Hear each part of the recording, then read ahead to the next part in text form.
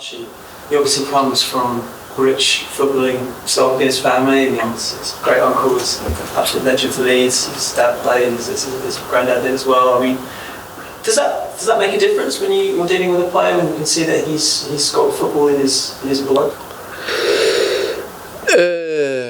I don't think I know. I definitely don't treat them any different. I just see them as an individual. I try to help in the best possible way. You can say that sometimes that there is something they maybe got a little bit more in with the blood, especially if they got, which I think actually Archie got. He got that.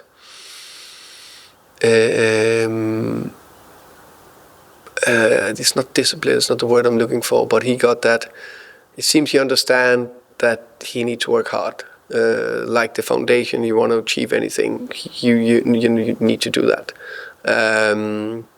And I think his understanding of the game is good as well. So I think those two bits and the discipline, I think is key areas you want to achieve anything. So that maybe is that from the plot of the family, maybe. Yeah. And back to Rodrigo, you mentioned that fantastic news to have him sign the contract with Tony Romero to buy into what you hope to achieve in the next few years. I mean, he obviously would have been a free agent in the summer, presumably one of the most attractive free agents in Europe. Can you just give us a bit more insight to how you managed to convince him that the future can be really bright here, and how much, was it a hard sell or was it not at all? Was he very much I think, of course, we try to convince him in terms of what the future is here. The perspective for the team and the perspective for him, how I saw him and what kind of role I'd like him to play. Of course, a very important player that I think can be part of moving the team forward, and I think his qualities will be able to shine here. And I think we are start of a journey, and I think the future look bright and exciting. That'll be one thing for sure. There'll be lots of ups and downs, but I think he'll be very good for that. Lastly, it's the last game before the international break, which fills most Spurs fans with dread. We have a fantastic stat, isn't it? Something with that, yeah, yeah. And it would have been unfair to ask you about it last time because it was nothing to do with you, but you have had one experience of it already. And we performed absolutely top in that game. I mean, trends in football, I don't know how much you can read into it, but it does seem this weird thing when they struggle for an international break. Can you understand why? Is it just a weird coincidence? Yeah. Let me put it this way, I really, really do hope we win tomorrow, so we don't need to speak too much about it in the future. For me, it's like a weird thing. Last year, and not just saying in stats, last year in Brentford, we couldn't win away from home the first 6 or 7 months, or more than half of the season, for whatever reason. Then suddenly we were the best away team 9 games in a row after that. So the thing is, with these stats, it's up to us to treat like a game where we're extremely focused, we are aware of the game plan, we show fantastic mentality, and we do what we can to win the game. It's all about a good performance. So we need to keep focused on what is ahead of us, that's the game, make sure we execute the game plan, and then hopefully we're not speaking about that anymore. Presumably there's a desire to beat them. I put it that way. I've mentioned it to the players, so we don't. I actually said you guys will most likely ask me. So please make sure we are winning. I think the logic to it. I mean, you can apply logic to the one after the international break. Yeah. But less so before it. Yeah, I actually a bit agree with you, because the one after, that's where some of them have been flying in late. They maybe played 2 90s. They had short turnarounds, that some of them coming from South America, Africa, and so I also actually always felt it was after that could be a little bit of a problem. So I agree with that. 10 games, Thomas. So what did we do after? We actually beat West Ham, didn't we? Yeah. So it's good. Yeah. So your first 10 games. Yeah. Sorry, say again. Yeah. 10 games. Yeah. Yeah.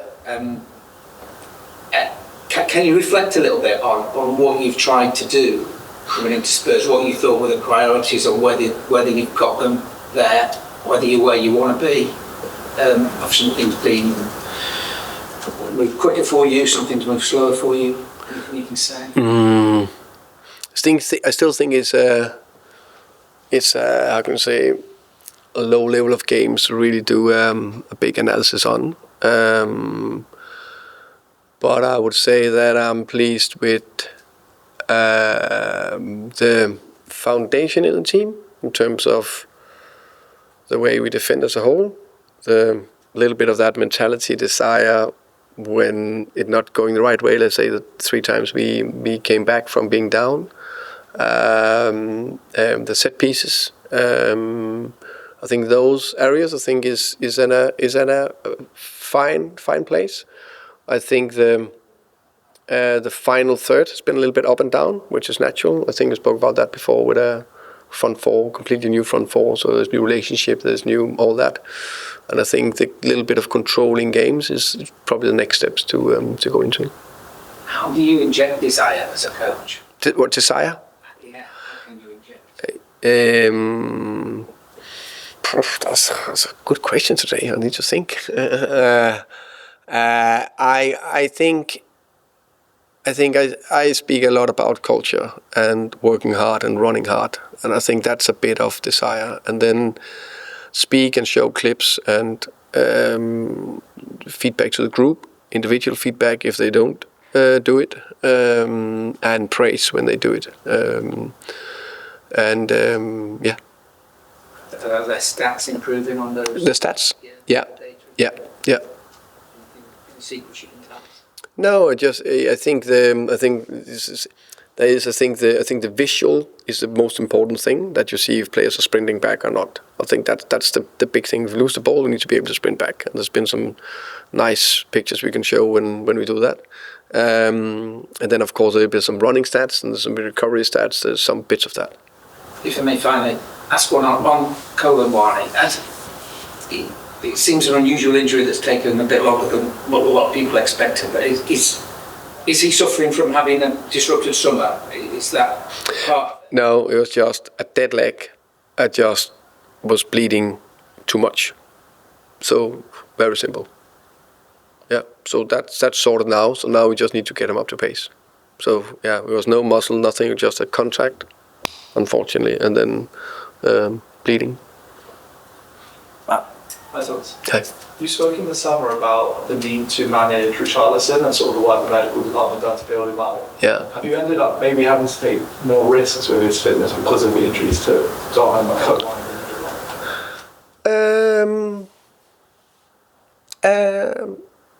Muani? No, I would say. I think the medical informs department has done a top job in terms of building him, and I think it's quite remarkable that he's how can I say, fit in company with his history. And I think we took some good decisions. For example, was it the first friendly we played or something like that, where he was just too short, so he didn't play the 45 minutes. So there's been trainings where we probably not today. There's been when he came back from last international break, didn't start him. So there's been bits of those. So right now we haven't been forced into areas to games where we had to play him, if that makes sense. So I think he's building extra layer, which is good. In a situation like that, would you ever maybe get a player to adapt their games, also when they're playing, maybe don't do as much work off the ball and sort of manage their minutes in that way even while they're playing? Oof, that's difficult for me. I always get, there's a default in me, I get so annoyed if they're not running. So they need to do something unbelievable, remarkable if they're allowed not to run. So the short answer is no. In terms of his character, do you think he's someone who's better when he sort of has a point to prove? Maybe he has more competition than he's had last. I think that's the tricky thing is, when you walk into a club and you don't know them. You don't know them at person. You don't know how they react. You speak a little bit to people. How do we get to know them? So that's an answer I don't know, if I'm honest. That will always be, for me, a little bit as personally difficult to understand. I'm just thinking, okay, you want to improve yourself. You want to do well. You want to, I'm not saying he doesn't want to do that, but any player. So far I've been happy with his attitude and his work rate, and also quite a bit of his performances. But there's still things that can be improved, of course. LS. Simons obviously dropped out midweek and was kind of played in between the 10 and the left, and I suppose not really kind of had that defining performance in the Spurs shirt yet. How close are you to kind of working out? I know obviously versatility is a huge reason why you signed him as well, but working out where he fits exactly in this team, if there's kind of right rhythms and combinations for him to kind of see at his best level.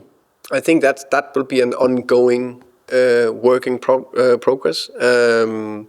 He came literally 2 days before the window closed, so that's a little bit more than a month ago, into a new league, new team, new everything. There's very few players I've seen, I can remember, just hit the ground running. For me, I need to see promising signs. I need to see glimpses. I need to think, oh, that was good. I need to see 3 or 4, each game. There can be a touch, there can be a turn, there can be a pass, there can be a top action where, okay, there's something to build on, which I think I've seen. I agree, the through the roof performance, we need to see a little bit more, but that I'm quite convinced will come. Yeah. You spoke about how playing for England was one of those kind of ambitions and goals that he's had for a long time. Is that something that he's kind of communicated to you, just how much breaking into the England squad means to him, obviously, in the World Cup? I just spoke to him after the first call. No, I spoke to him after that as well, but after the first call, how proud he was and happy, and his family, and I can only imagine how big it must be for him. One thing for sure, just extremely happy on his behalf, and I think of his performance, I think he truly deserved it. I finish with George, please. Hi, Thomas. We go back to July 2024. Leeds from the outside. Archie Gray is about to sign for Brentford.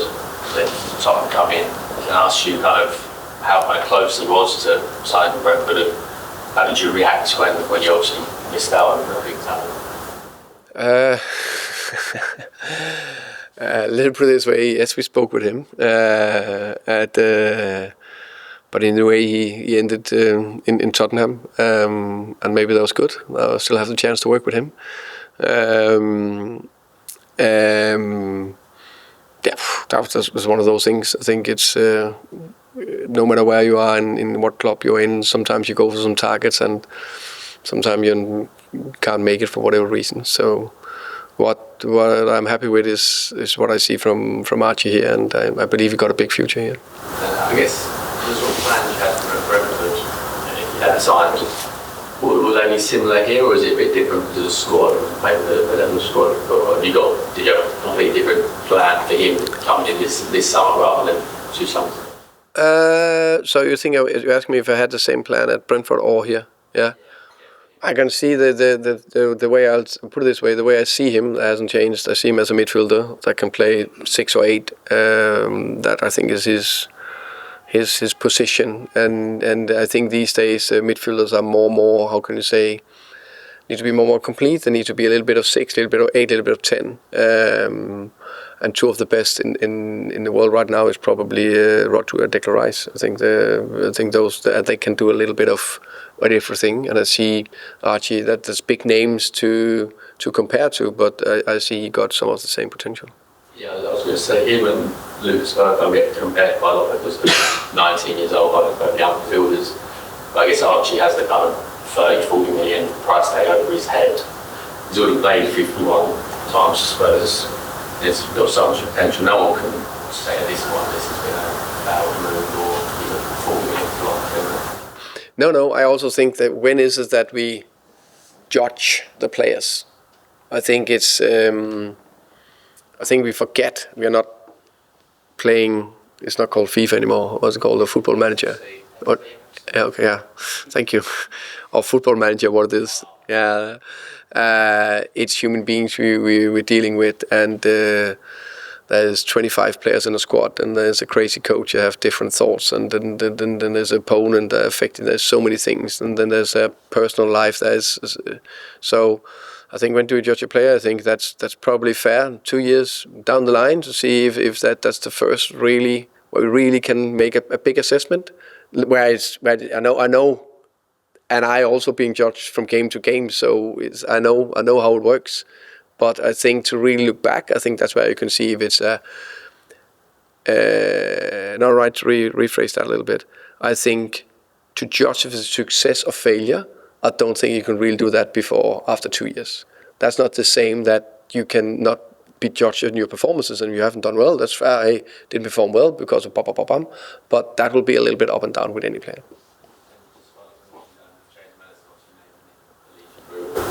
He's obviously out for a long time. Can be hard to be positive when you've got such a long road. What has he kind of been like around the group of these long times? I imagine you're very impressed with the name of the group. Yeah, but I also think there's a couple of things. He's how can you say, very positive person. He's lively is not the word. He's extrovert. So I think positive, smiling, interacting with everyone, and I think that's a big plus. Plus he also get around to everyone, and he's also interested in leadership. So I think that was quite natural. Okay, thank you very much. Thank you guys.